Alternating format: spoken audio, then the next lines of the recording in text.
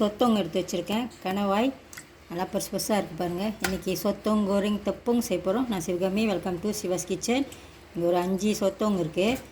இதை நான் கழுவிட்டேன். அடுத்து இதை சின்ன சின்னதாக வெட்டிக்கலாம். சொத்தவங்க இது மாதிரி வெட்டியிருக்கேன். சின்ன சின்னதாக இருக்குது. உங்களுக்கு பிடிச்ச மாதிரி நீங்கள் வெட்டிக்குங்க. உப்பும் பேக்கிங் பவுடரும் போட்டு நம்ம ஊற வச்சுக்கலாம். கொஞ்சமாக உப்பு,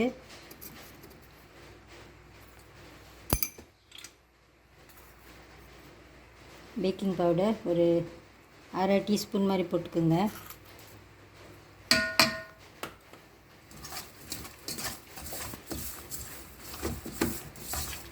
இந்த பேக்கிங் பவுடரும் உப்பும் போட்டு கொஞ்சம் நேரம் ஊற வச்சுட்டு கழுவிட்டு பொரிச்சோன்னா அந்த சொத்தங்க வந்துட்டு கொஞ்சம் சாஃப்டாக நல்லாயிருக்கும்.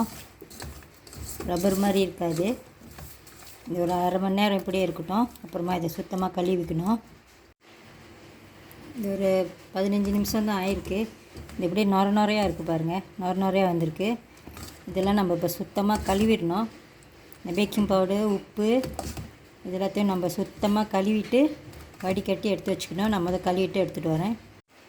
சொத்தம் நல்லா ஒரு 3-4 வாட்டி நான் கழுவியிருக்கேன். கழுவிட்டு தண்ணியெலாம் வடிகட்டிட்டு இது மாதிரி ஒரு துணியில் நான் போட்டு வச்சுருக்கேன் பாருங்கள். இருக்கிற கொஞ்சம் தண்ணியும் அது கொஞ்சம் ட்ரை ஆயிரும் அப்படின்னு. இப்போ இதை ஒரு பவுலில் போட்டுக்கலாம்.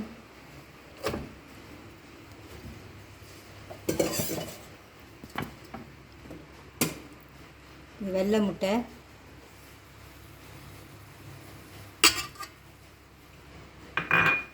கரண்டியில் வந்து ஆயிஸ்டர் சாஸ் கொஞ்சம், இது உப்பு, மீன் கறி தூள், இது ஒயிட் பெப்பர் பவுடர் எல்லாத்தையும் போட்டுக்கலாம்.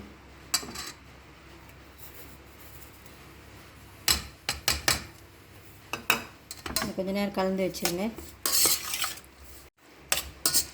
அடுத்து இதில் கொஞ்சம் மாவு சேர்த்துக்கலாம்.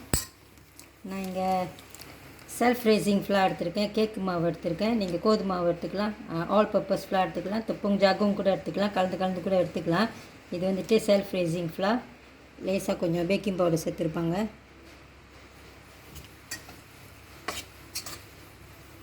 மேலே வந்து நம்ம இன்னொரு மாவு சேர்த்து தான் பொரிப்போம்.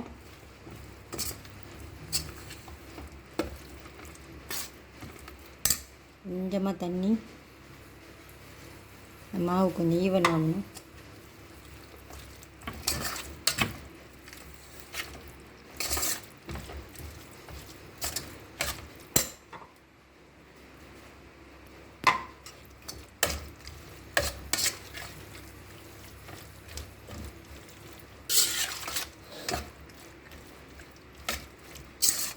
ஓகே, இப்போ நம்ம மேலே உள்ள மாவு தயார் பண்ணிக்கலாம். இப்போ மேலே உள்ள மாவு எடுத்துக்கலாம். நான் தொப்பம் பெஸ்தாரி எடுத்துருக்கேன். இந்த மாதிரி ஒரு டப்பாவில் போட்டிருக்கேன் பாருங்கள். அந்த சொத்தவங்களும் இதில் கோட் பண்ணிக்கலாம்.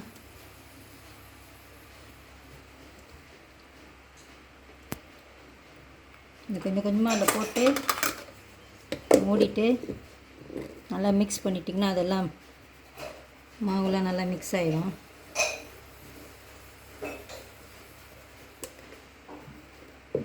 கையில் கூட செஞ்சுக்கலாம் தான்.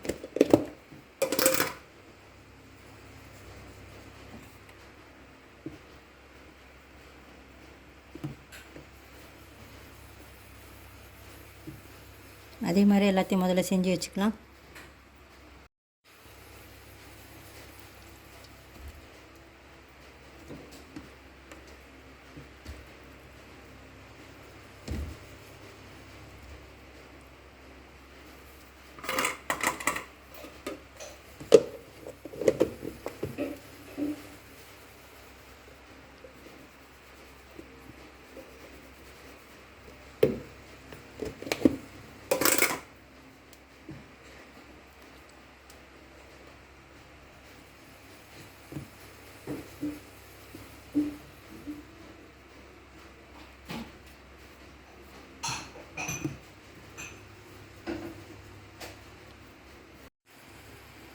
சுத்தம் ரெடியாக இருக்குது பொரிக்கிறதுக்கு.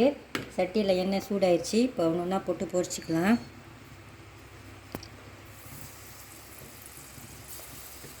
தூரம் போட்டுருங்க, அப்போதான் ஒட்டாது.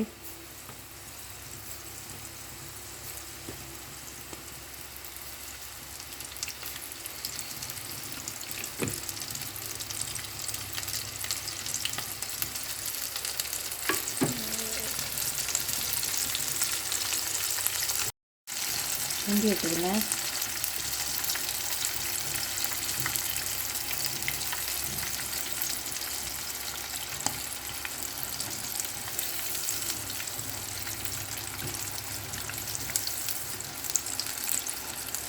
வெந்திருக்கோம், எடுத்துடலாம். சுத்தம் ரொம்ப நேரம் வேக வைக்கணும்னு தேவையில்லை, அது அப்புறம் ரப்பர் மாதிரி ஆயிரும்.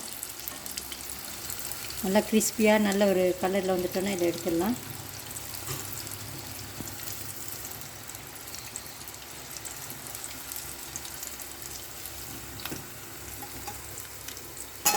கிறிஸ்பியாக இருப்பாங்க.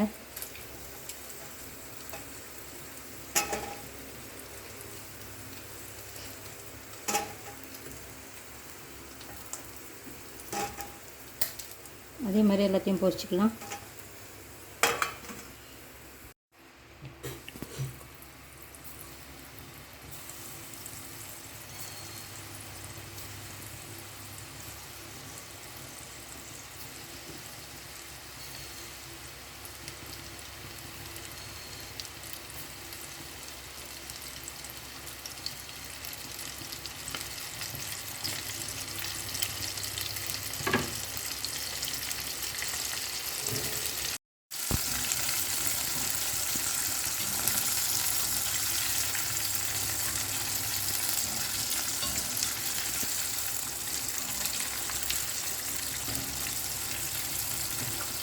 இந்த மாவுலாம் அழகாக ஒட்டி இருக்கு பாருங்கள். எடுத்துடலாம்.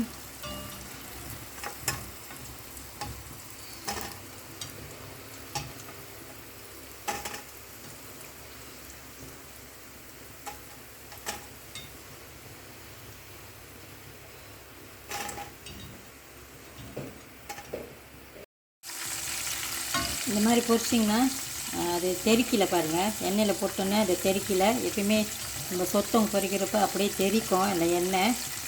இது எண்ணெயெல்லாம் தெறிக்கல. மாவும் நல்லா கோட் பண்ணியிருக்கு, நல்லா ஒட்டிடுச்சு மாவு. அதில் எண்ணெயை பாருங்கள், அவ்வளோ மாவு இல்லை.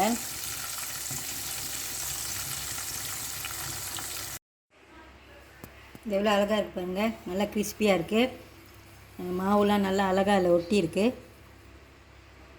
இந்த ரெசிபி உங்களுக்கு பிடிச்சிருந்துச்சுன்னா லைக் பண்ணிவிட்டு ஷேர் பண்ணிவிட்டு சிவாஸ் கிச்சன் சேனலுக்கு சப்ஸ்கிரைப் பண்ணிக்கோங்க.